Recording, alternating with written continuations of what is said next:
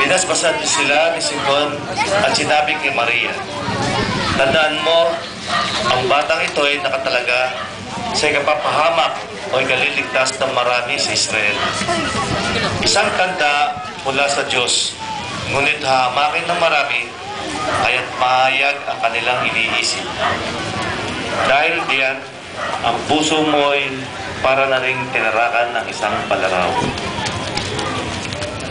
Sadyang napakasakit at napakalungkot ito para kay Maria, ang namimighating ina na makita ang kanyang mahal na anak masad na mabigat na krus. Anong sakit ang nanaman ng kanyang puso? Paanong di nanaisin ni Maria na mamatay sa halip na si Jesus o di kaya'y kasama niya? Ating hingin ang tulong ng mahal na ina na tayo'y sakloloan sa oras ng ating kamatayan. O Jesus,